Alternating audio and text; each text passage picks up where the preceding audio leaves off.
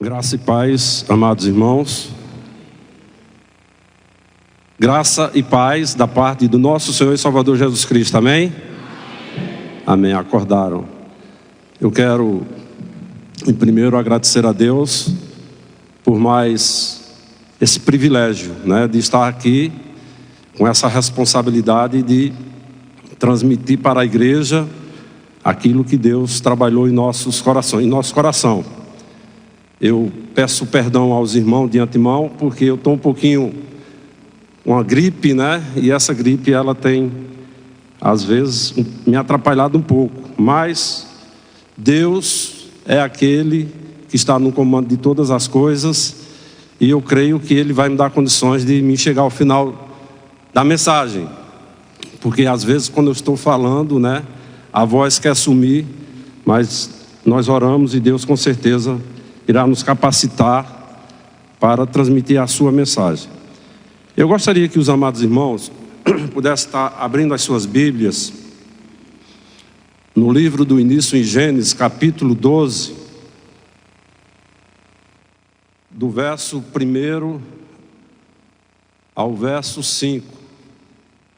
Semana passada, na mensagem pela manhã, o nosso irmão Elias Frutuoso, ele fez menção dessa passagem bíblica, que é uma passagem assim que muito nos fortalece, porque foi uma conversa entre Deus e o seu servo Abrão. Então nós vamos fazer, ela está projetada, se os irmãos quiserem acompanhar conforme a projeção, fique à vontade. A palavra de Deus diz assim: então o Senhor disse a Abrão: sai da tua terra, do meio dos teus parentes e da casa de seu pai, e vá para a terra que eu lhe mostrarei. Farei de você um grande povo e o abençoarei. Tornarei você famoso o seu nome, e você será uma bênção. Abençoarei os que o abençoarem, e amaldiçoarei os que o amaldiçoarem. E por meio de você, todos os povos da terra serão abençoados. O 4 diz: partiu Abrão, como lhe ordenara o Senhor, e Ló foi com ele. Abrão tinha 75 anos quando saiu de Harã. Levou sua mulher Sarai, seu sobrinho Ló, todos os bens que havia acumulado e os seus servos, comprado em Harã. Partiram para a terra de Canaã, e lá chegaram. Amém? Oremos. Deus, nós queremos te louvar, te bendizer, glorificar e exaltar o teu nome, te pedindo, ó Deus, que tão somente possamos sermos instrumentos usados por ti nesta manhã para o louvor da tua glória. A palavra é tua, ó Deus, então nos capacita. Nós oramos a ti, ó Deus, em nome de Jesus. Amém? Nós vamos dar um título para essa mensagem desta manhã, e o título é: Deus muda nossa trajetória para nos abençoar. Vou repetir: Deus muda nossa trajetória para nos abençoar. Quem crê nessa palavra? Amém? Eu creio. Deus muda nossa trajetória para nos abençoar. E falando em mudança, nós estamos iniciando um novo ano, estamos no início do novo ano, e geralmente, quando está próximo do final do ano, nós começamos a idealizar sonhos, a fazermos projetos, a imaginarmos e construirmos castelos, sempre projetando, sempre pensando em mudança nas nossas vidas, sempre pensando em coisas melhores, sempre pensando em coisas positivas para o ano que está para chegar. E é normal nós fazermos isso, até porque quando nós somos realizados profissionalmente, evidentemente que a gente consegue dar uma condição de vida melhor para as pessoas que estão ao nosso redor. E também abençoamos outras pessoas. Isso é muito natural, esse sonho, e eu creio que é pertinente em cada um de nós imaginarmos em mudanças para coisas melhores. E eu tive a curiosidade, apesar de que a palavra mudança, ela está bem incítrica, bem atrelada a cada um de nós, mas eu tive a curiosidade de buscar o que é que se fala, o que é que significa a palavra mudança. E no dicionário diz que mudança é o ato ou efeito de mudar. É um processo pelo qual algo ou alguém se torna diferente do que era. E essa diferença, às vezes, ela é no físico, na aparência e, às vezes, no comportamento, né? Por exemplo, se alguém aqui conhece Felipe, o genro do pastor, lembra de Felipe, como era, ele é bem forte, gordo, né? Mas ele propôs no coração dele mudar, né? E hoje Felipe, eu acho que ele perdeu uns 20 a 30 quilos, não sei, mas está diferente, ele mudou, né? Se nós olharmos aqui para o santuário, quem tem o hábito de estar vindo aqui pela manhã e à noite, a gente observa que o irmão Pedro Santos mudou, né? O irmão Pedro Santos e a irmã Solange mudaram, porque ele só sentava aqui onde está o irmão Davi.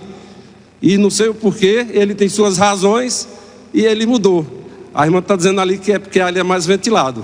Mas aí, procurou o quê? Procurou algo que fosse benéfico para ele. Isso é normal, isso é comum.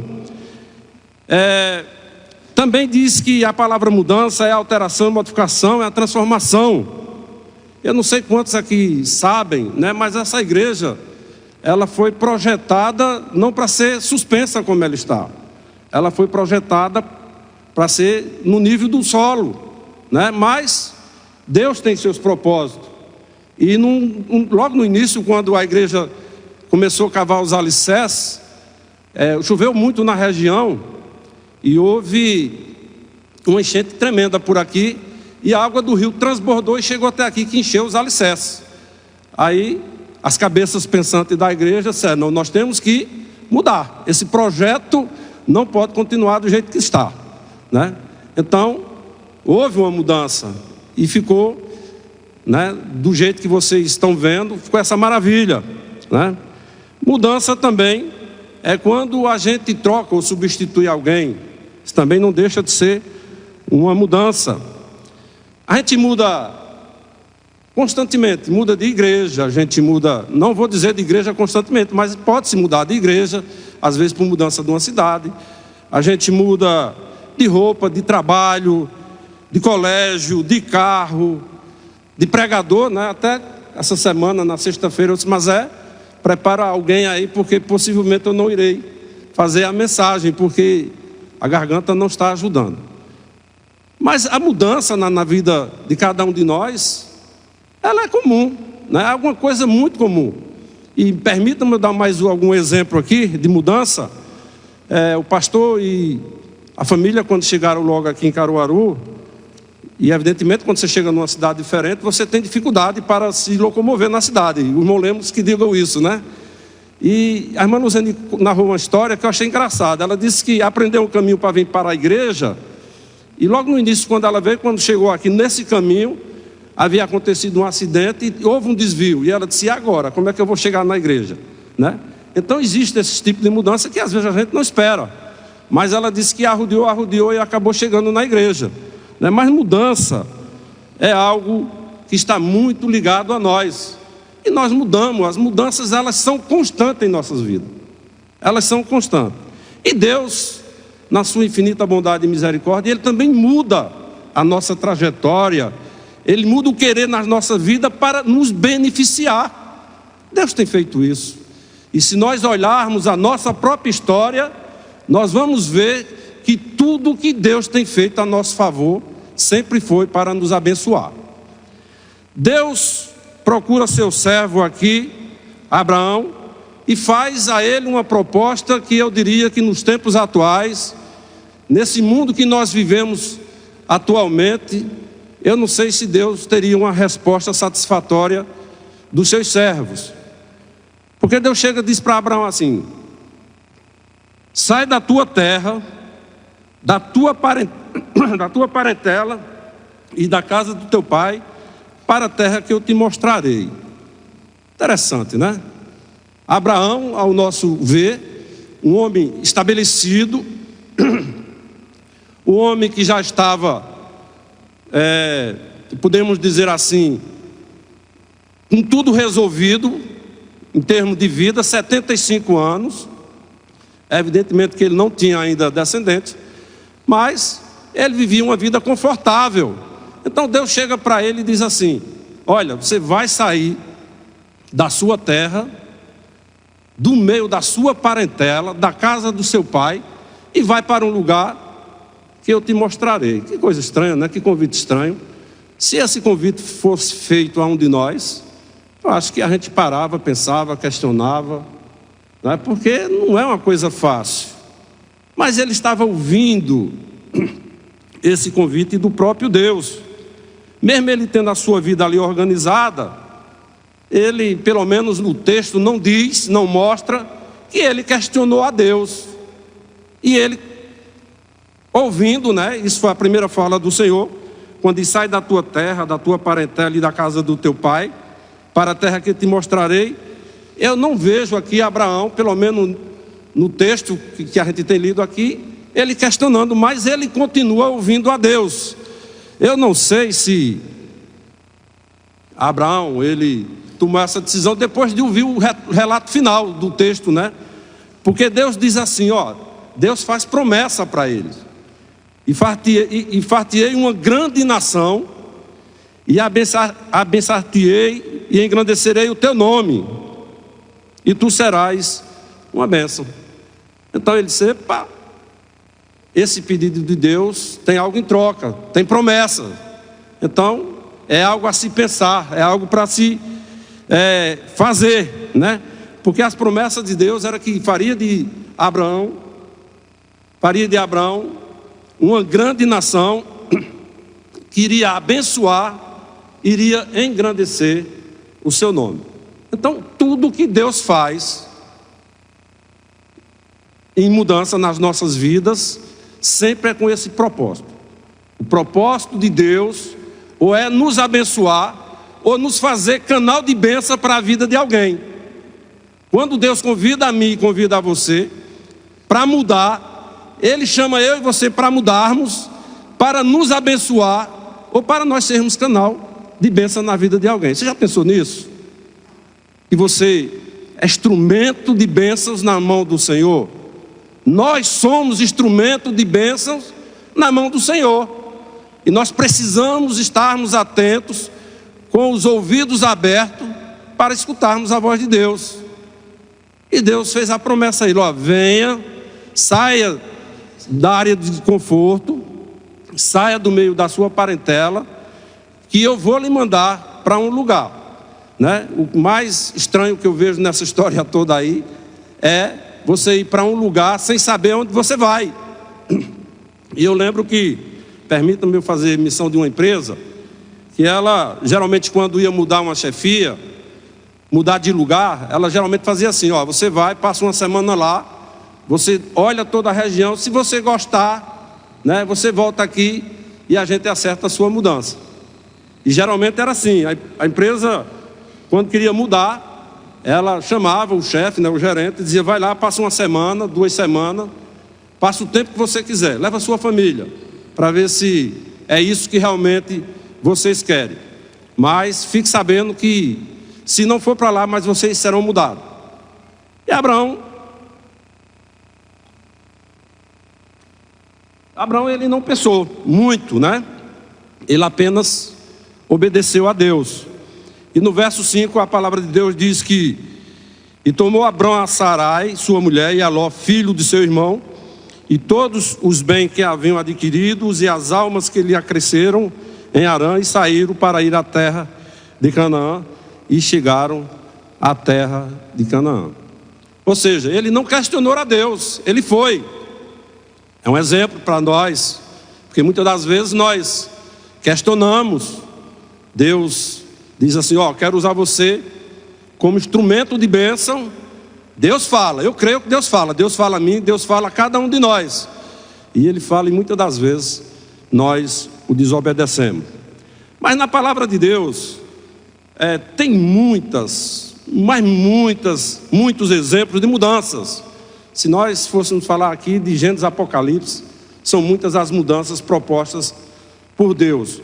E tem mudanças que nós é que tomamos a iniciativa de procurarmos a Deus, de buscarmos a Deus e propor a Ele que cause mudanças nas nossas vidas, né? Por exemplo, quando nós nos encontramos enfermos, nós buscamos a Deus para Ele mudar aquela situação. Não é verdade, Luiz Cordeiro? Quando nós estamos doentes, quando nós estamos precisando de alguma coisa, nós buscamos a Deus, porque Ele é o único que pode nos dar para nos abençoar. E a gente vai a Ele de uma forma humilde e busca e pede a Ele a mudança, né? E eu trouxe aqui 4 exemplos, eu quero ser bem rápido nesses exemplos, porque há pessoas que buscaram a Deus na Bíblia, pedindo mudança, mas quando ouviu a Deus, se recusaram, porque tinha algumas coisas que precisavam obedecer. E às vezes nós queremos receber as bênçãos de Deus, mas não queremos obedecer a Deus. É assim. Nós queremos as benéficas de Deus, mas não queremos obedecer a Deus. E eu lembro aqui de um jovem que está lá em Mateus. Por gentileza, projeta aí, por favor. A palavra de Deus diz que um jovem se aproximou do Senhor Jesus, né? E teve um papo com Jesus. Primeira coisa que ele fez foi querer agradá-lo, né? Chama de bom mestre, né? E Jesus até retrucou esse diálogo com eles. Bom, que eu conheço só Deus. Mas ele insistiu, e o objetivo dele, ele tinha um objetivo. O objetivo dele, daquele jovem, era herdar a vida eterna.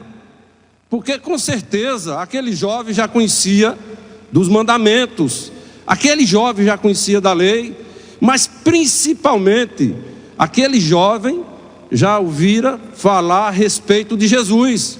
Ele já ouvira falar que Jesus era o único que poderia salvar. E ele foi buscar a Jesus e procurou saber de Jesus o que fazer para herdar a vida eterna. Aí Jesus falou para ele, honra pai, honra mãe, e saiu dizendo a ele o que ele deveria fazer. Aí ele disse, isso aí desde cedo que eu faço, tudo isso eu tenho feito.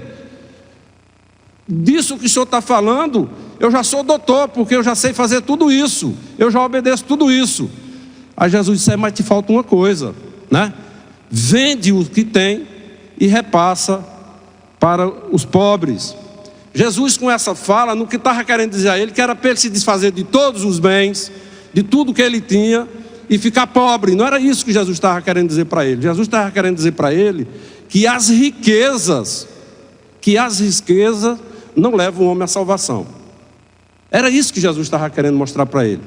Mas a palavra de Deus diz que ele, quando ouvira isso do Senhor Jesus, ele se entristeceu muito e saiu da presença do Senhor, né? Em Efésios capítulo 2, verso 8, por gentileza, passa aí, Efésios 2, 8 e 9, diz que pela graça sois salvos, por meio da fé, e isto não vem de vós, é dom de Deus, não vem das obras para que ninguém se glorie. Talvez aquele jovem ou aquele senhor estava indo falar com Jesus e dizendo assim, olha Jesus, eu estou aqui, eu obedeço tudo isso, e eu tenho algo mais que possa ajudar, eu posso dar uma forcinha, que é a riqueza, é o dinheiro, eu sou um homem muito rico. A Bíblia fala até que ele era riquíssimo. Então ele achou que com esse poder que ele tinha, financeiramente falando, ele poderia herdar a vida eterna, ele poderia comprar, fazendo obra, fazendo algumas coisas, para agradar aos homens e agradar a Deus. Jesus disse, não meu filho, não é por aí. E a resposta está aqui, pela graça sois salvos, por meio da fé. Isto não vem de vós, é dom de Deus, para que o homem não se glorie. Então nós mesmos, nós homens, nós não temos condição nenhuma de produzirmos a salvação. E aquele jovem precisou ouvir isso do Senhor Jesus. Aí foi o que ele fez? Ele recusou. Ele não quis a mudança, ele não quis mudar. Ele rejeitou a mudança que Jesus propôs para ele. Ele simplesmente ignorou a fala do Senhor e saiu da presença do Senhor. Em Mateus, no capítulo 8, esse capítulo 8 de Mateus fala muito sobre mudança de pessoas que procuraram o Senhor Jesus, e eu vou relatar só 2 casos aqui. O primeiro está em Mateus de 8, de 1 a 3, que fala a história de um leproso, né? Esse leproso, na época a lepra era uma doença que ela era rejeitada no sentido de convivência das pessoas que continham essa doença, de conviver com as pessoas que não tinham essa doença, vamos dizer assim. Então, o leproso daquela época, ele era isolado, ele era afastado, ele era excluído da sociedade, ele era excluído da família, ele ficava no isolamento, né? E esse leproso, a palavra de Deus diz que quando Jesus desceu do monte, né? Jesus, onde ele andava, a multidão o acompanhava. Esse que veio um leproso, a primeira atitude dele foi de adoração. Ele adorou a Jesus e disse: Senhor, se queres, pode me tornar limpo. Ele creu que se Jesus agisse ao favor dele, Jesus poderia mudar a história dele. Ele tinha certeza que se Jesus agisse favorável a ele, Jesus poderia mudar aquela situação dele.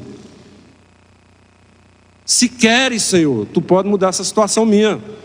E eu quero, Senhor, que tu mude essa situação minha, né? O que era que ele pensava? Evidentemente que quem está doente, né, voltar a ter a saúde e voltar ao convívio. Acho que ele ficava imaginando lá, onde ele estava isolado, né, sentindo saudade, desejo de estar no seio da família, dos amigos, de estar no meio da sociedade. E ele foi lá e propôs a Jesus mudar a situação dele. E o que foi que aconteceu, né? A palavra de Deus diz que Jesus, estendendo a mão, tocou, dizendo: quero ser limpo. E logo ele ficou purificado da lepra. Então nós temos que aprender nessa passagem aqui, que nós temos que buscar a Jesus. Há coisas nas nossas vidas que nós não podemos resolver sozinhos, né? O impossível pertence a quem? Está lá em Lucas 1,37. O impossível pertence a quem? A Deus. E a gente tem que crer nisso, né? Que nós somos limitados, que nós somos fracos, falhos. E esse leproso, ele foi buscar a Jesus pedindo mudança, e Jesus trouxe mudança para a vida dele. Ainda em Mateus, no capítulo 8, eu não vou ler tudo, mas a gente vai fazer um resumo. Um centurião, ele foi ao encontro de Jesus, ele foi pedir para um servo dele.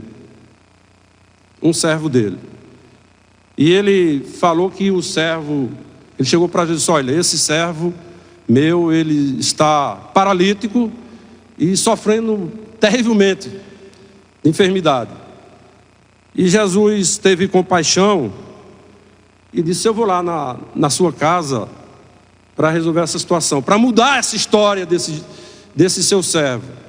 Mas, para a surpresa do Senhor, ele disse: olha, Senhor, basta uma palavra do Senhor. Se o Senhor mandar uma palavra, esse meu servo vai ser curado.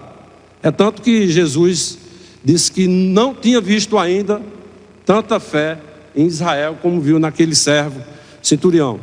O que é que nós podemos aprender nessa passagem aqui? Ele foi pedir para ele? Não. Ele foi pedir para quem? Para um servo dele, né? Ele foi pedir para um servo dele.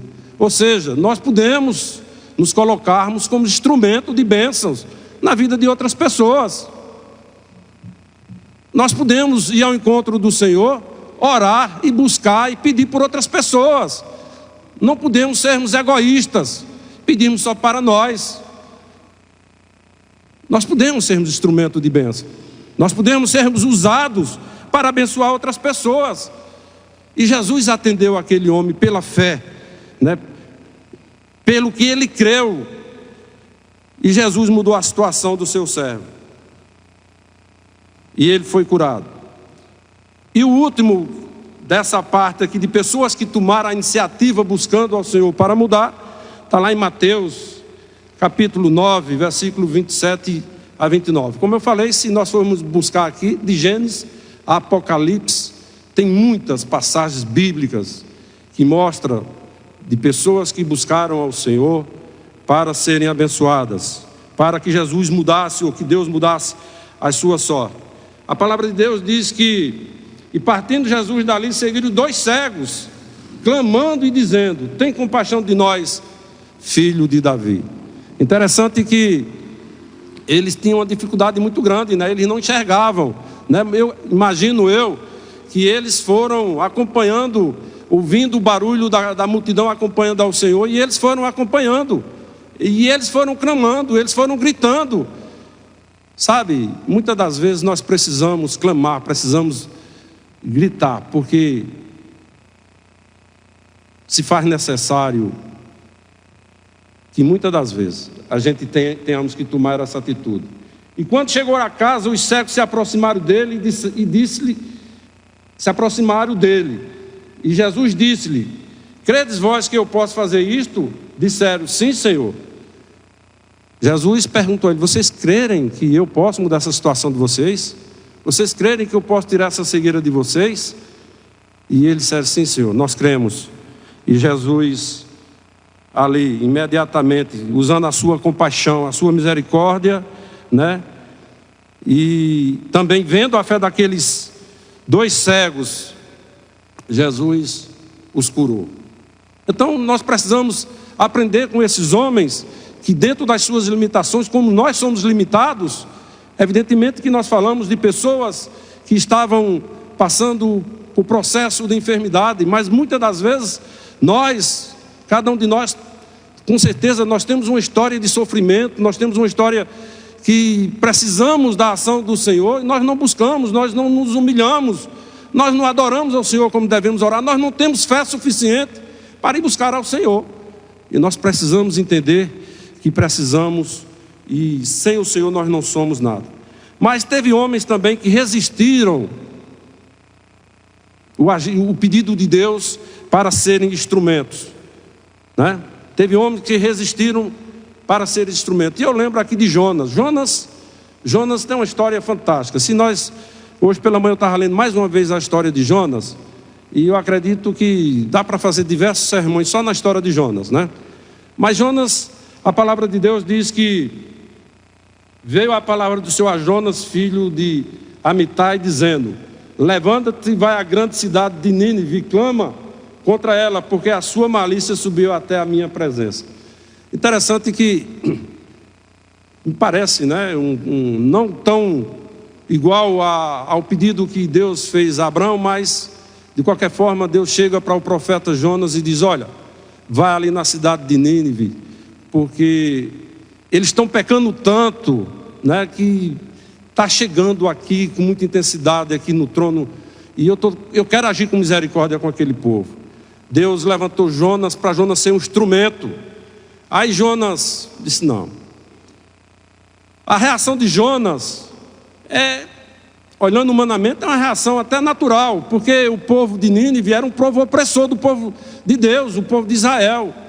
Nínive já tinha saqueado Israel, tinha um histórico que não era muito bom. Então Jonas disse: como é que eu vou pregar para um povo que é um povo opressor, um povo que oprime o povo de Israel? Mesmo Deus pedindo, eu não vou. E foi o que ele fez. Ele mudou a sua rota, né? Ele pegou o barco para ir para Nínive? Não. Ele mudou a sua rota. E assim, sabe, a gente vai aprendendo com cada passagem dessa, e a gente vai se colocando no lugar de Jonas. Porque muitas das vezes Deus nos chama, Deus nos convida para nós falarmos da sua palavra, da sua misericórdia, da sua bondade para outras pessoas, e nós simplesmente recusamos, simplesmente nós ignoramos.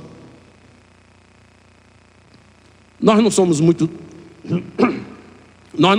diferentes de Jonas. Nós agimos da mesma forma.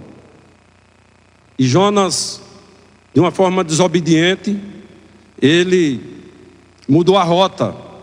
Só que, quando ele faz isso, ele não só desobedeceu a Deus, mas como ele colocou também em risco a vida de diversas pessoas.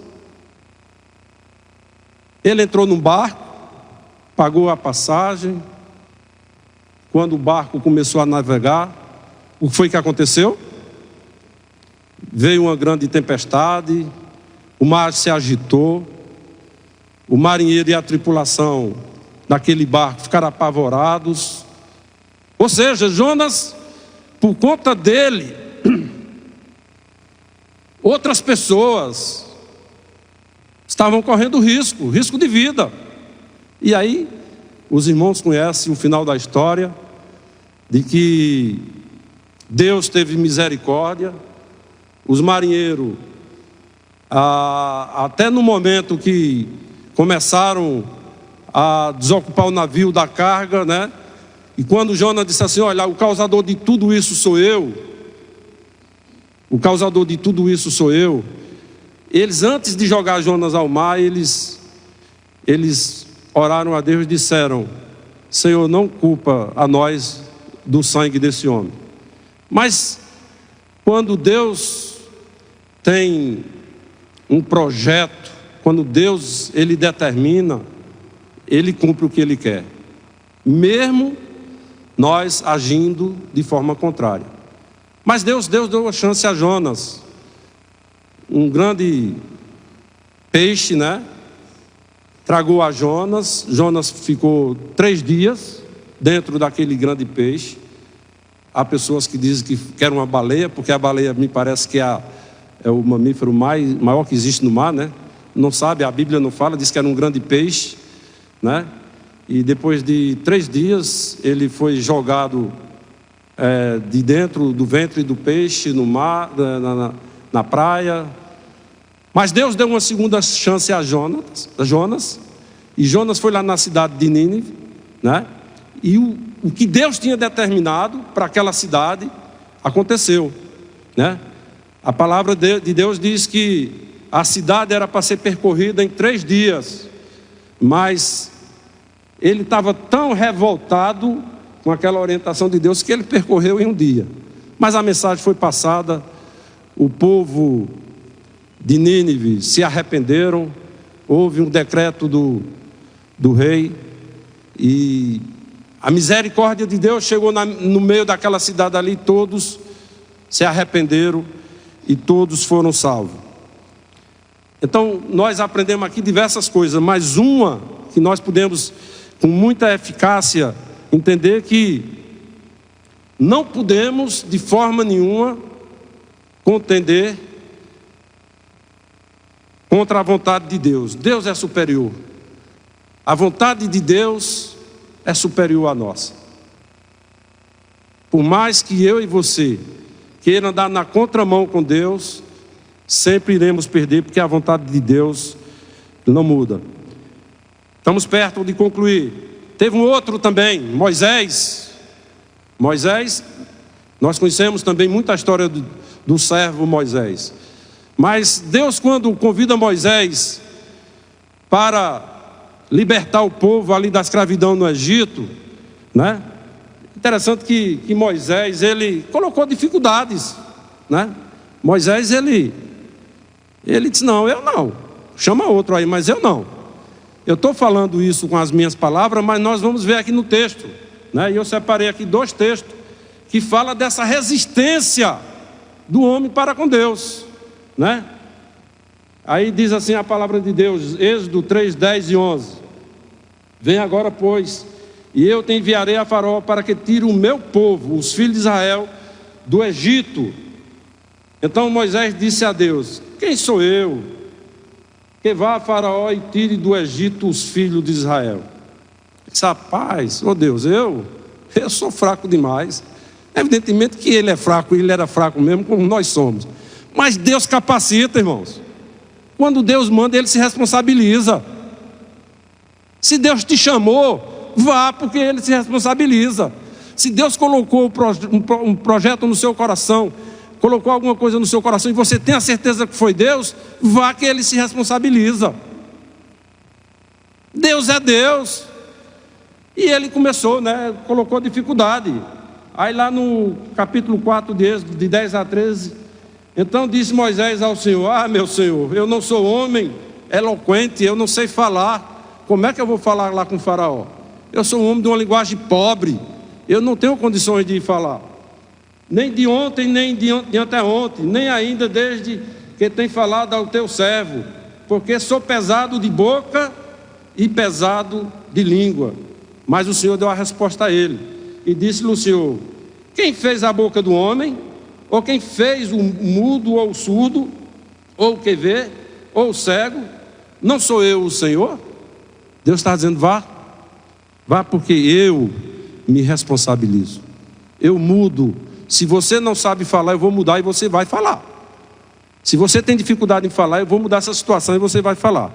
E nós conhecemos a história, que é uma história longa, bonita, mas Deus, Ele fez com que, Ele capacitou a Moisés, e Moisés foi lá e libertou o povo. Tem uma passagem bíblica de termo de mudança que Deus propõe para nós, e eu gostaria que colocasse aí Efésios 4, de 24 a 31, e eu gostaria, não sei se dá para vocês ler, e eu gostaria que a igreja estivesse lendo essa passagem bíblica, porque isso é uma proposta de mudança para mim e para você, o apóstolo Paulo, escrevendo à igreja de Éfeso, ele dá essa orientação: olha, Deus está dizendo que a mudança tem que ser nesse nível, tem que ser nesse padrão. E esse padrão de mudança não é só para aquela época, é para a época atual. E eu gostaria que a igreja me ajudasse, até para eu tomar um pouquinho d'água aqui, a gente pudesse ler essa proposta de mudança. Vamos lá?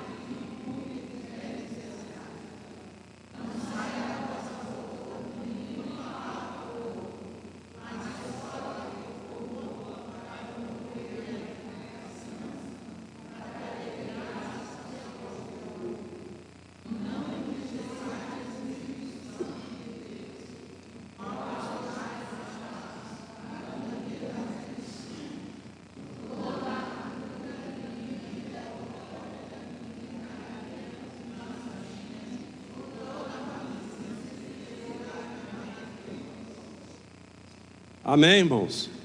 Isso é uma proposta de mudança. Nós temos que mudar, nós temos que estar dentro desse padrão. Esse é o padrão de Deus.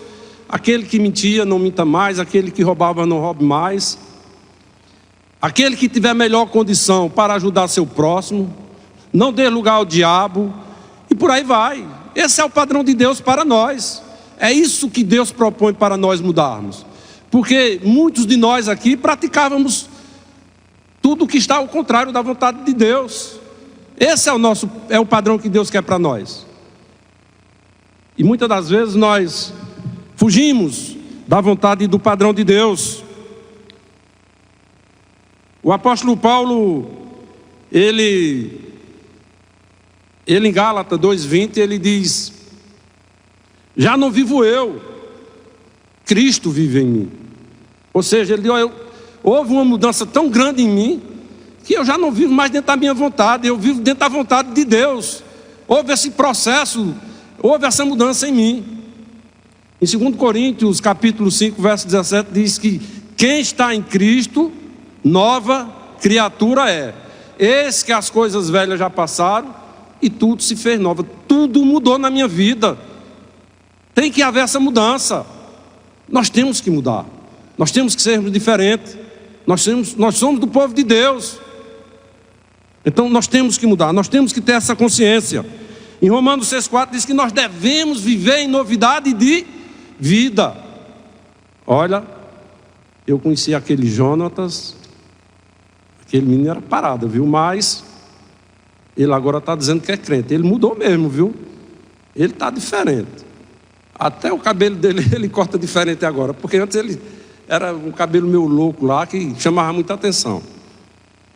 E fulano, que vivia nos bares direto, né? Mudou. E é assim. A nossa vida, ela precisa estar nessa constante mudança, né?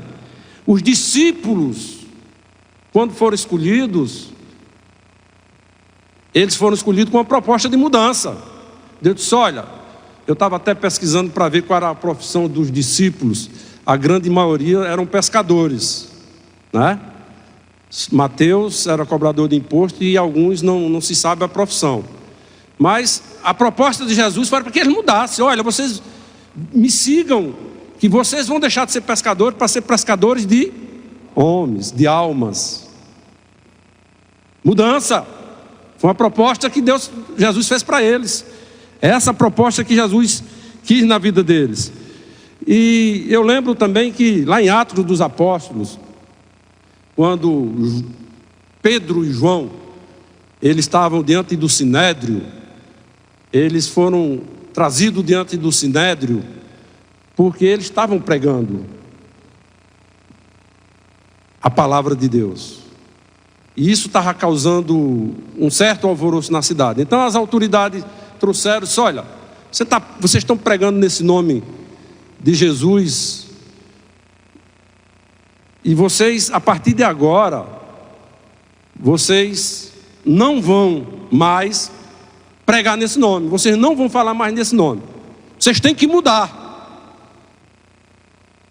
Nós estamos trazendo vocês aqui perante o Sinédrio para vocês mudarem, vocês têm que calarem, não pode mais calarem, não pode mais falar nesse nome de Jesus. Foi o que eles disseram, importa obedecer a Deus do que aos homens. Eles mudaram? Não.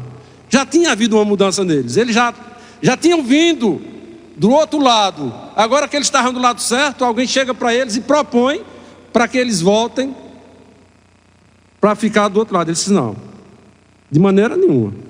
Nós não vamos voltar atrás, não. O nome do Senhor vai continuar sendo pregado. Interessante que, falando em mudança, até Jesus ele foi tentado, né, a mudar. Jesus, quando estava sendo tentado, né, e o diabo levando a um alto monte, mostrou-lhe mostrou-lhe num momento de tempo todos os reinos do mundo, e disse-lhe o diabo, dar-te-ei a todo esse poder e a sua glória, porque a mim me foi entregue e dou a quem eu quero. Portanto, se tu me adorares, tudo será teu. Qual foi a proposta? Muda a adoração.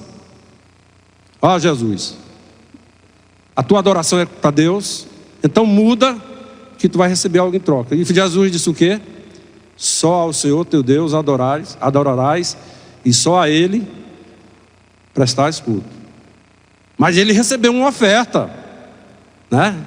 Uma oferta tentadora.